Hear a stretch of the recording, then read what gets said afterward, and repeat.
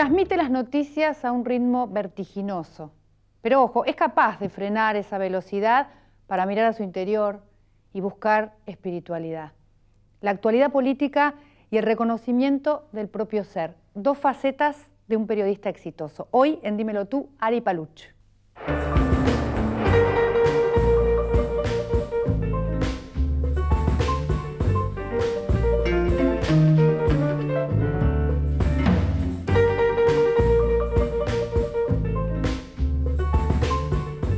Bienvenido, Ari Paluch, gracias por estar en Dímelo Tú. Gracias una vez más, Mariana. Estudiaste en el Instituto Grafotécnico, en el Grafo, como le decían, una escuela emblemática de periodismo. Sí, en ¿no? los 80. ¿Cuál fue el valor más importante que te transmitieron en esa escuela de periodismo? Y yo creo que fue el complemento cultural, porque yo naturalmente elegí esta carrera y después cuando empecé a transitar el mundo espiritual me di cuenta de esto del don y de la vocación. Pero yo desde chiquito que quería ser periodista. Y me orientaba mucho hacia la cuestión del periodismo deportivo. Y en el Grafo encontré la posibilidad de ampliar conocimientos. Tuve un gran profesor en sociología, ya fallecido, como era Mahfoud, o en filosofía la señora Perusotti, gente que en psicología y en otros ámbitos humanísticos me complementaron y que dispararon que después yo tuviera inquietudes que antes tal vez no tenía. Así que eso es lo que yo más destaco del Grafo.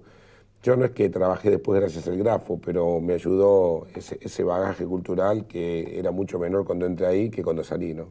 ¿Y vos sentís que tenés el don de la comunicación o crees que te hiciste, que te inventaste como periodista? No, uno va mejorando y yo creo que la nobleza es ser mejor de lo que uno era, pero yo creo que hay algo de fábrica, hay una energía vital que con los años aprendí que es algo prestado, por lo tanto no creérselo y administrarlo al servicio.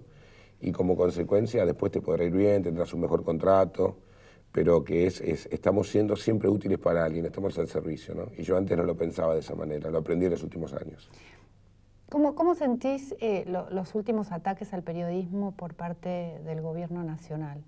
¿Cómo lo viviste vos personalmente? En lo particular soy un agradecido porque más allá de algunas situaciones, en general hago cotidianamente lo que me sale, soy respetuoso, crítico, pero respetuoso como también fui crítico de otros gobiernos y también como sentí que en el comienzo de la gestión de Kirchner había muchas cosas con las que me identificaba, tuve relación con él y después a partir del año 2005-2006 siento que el gobierno dejó de disimular, dejó de ser moderado y es lo que eran en Santa Cruz, muy hegemónicos y avasallantes.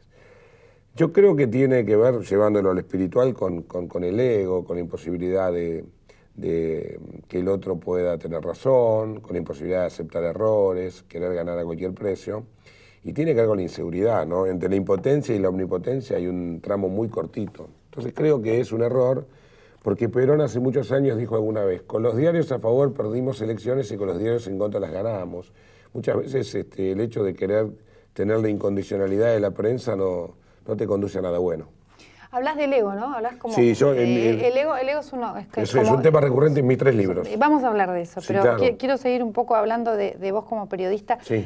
Desde el comienzo con Feedback en la Rock and Pop, ¿no? Hasta El Exprimidor, que ya llevas 16 temporadas. Temporada 16, hay, claro, 15 años recientes. De éxito, ¿no? Sí, gracias a Después Dios. Hablamos del éxito también, de lo que significa el éxito, pero... del éxito, porque lo que es pues, el éxito para todos, ¿no? Claro, sí. Que hayas durado 17 temporadas es un montón. 16 y 26 años de carrera de Feedback desde para acá. Bueno, desde el Feedback, entonces, al Exprimidor, ¿vos cambiaste tu visión de la vida? ¿Cómo fue ese cambio en aquel momento? ¿Cómo eras y cómo sos ahora? Sí, yo creo que ha habido un crecimiento, que por lo menos no solamente hubo arrugas y alguna cana, sino que afortunadamente hay una evolución. Yo creo que soy mejor de lo que era y espero ser dentro de 10 años en este programa, venir acá y ser mejor de lo que soy en el 2011. Me parece que hubo un clic de todos modos, como se suele decir, a los 40, yo hoy tengo 49, que pensé que empezaba el segundo tiempo y hubo una muerte no directa del ámbito familiar, pero bastante cercana de una chica que yo quería mucho que murió a los 47 años y yo dije, ¿y a mí quién me dijo que voy a vivir 80? Y después había ese supuesto éxito del reconocimiento o de la teoría que si tenés un trabajo exitoso, había ganado 5 Martín Fierros consecutivos, si amás a tu mujer y a tus hijos, ya está, no hay razón para ser infeliz. Y hay razones. Porque, sin embargo, puede pasar que claro, la herida interna es independiente de la condición externa. Entonces ahí vino el clic, con un cambio de terapeuta, con el inicio de algunas lecturas y también con el tema de tratar de darme cuenta que yo no puedo controlar todo, empezar más a delegar y entender que hay una fuerza superior a uno, entonces que uno hace una parte y el resto se encarga el universo, o como lo llamo yo, Dios. Creo que ahí, y con esto completo, vino un Ari más amoroso, más compasivo, que empezó a dar lo mejor de sí, con menor inhibición, que se sacó la máscara tan marcada del ego, lo sigo teniendo, pero tengo menos horas por día de máscara, y la gente me empezó a devolver algo mucho mejor, porque cuando vos das lo mejor, recibís lo mejor.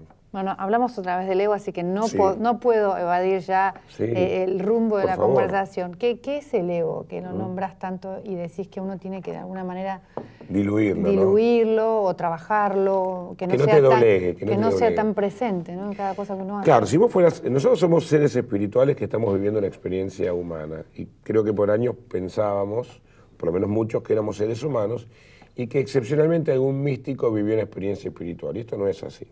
Por eso fue el concepto de combustible espiritual que yo acuñé para el primer y segundo libro, que si vos tenés un auto naftero y le ponés gasoil, el coche no anda y a la inversa. De modo tal que si somos seres espirituales, requerimos también en algún momento del día de combustible espiritual, a través de la respiración consciente, de la meditación, de la oración.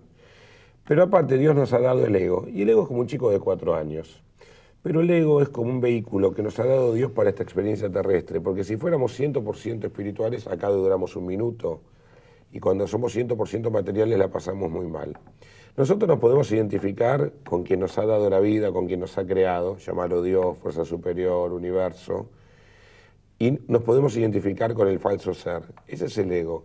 Si nosotros, más allá de que hay momentos en que nos dejamos regir por el ego, después tomamos conciencia que eso es ficticio, que esa es la falsa personalidad, la máscara, el traje, y que la esencia nuestra es el ser, es ahí donde la pasamos mucho mejor. Si nosotros nos creemos que somos el ego y lo que el ego nos dice, estamos en problemas, porque para el ego nunca es suficiente.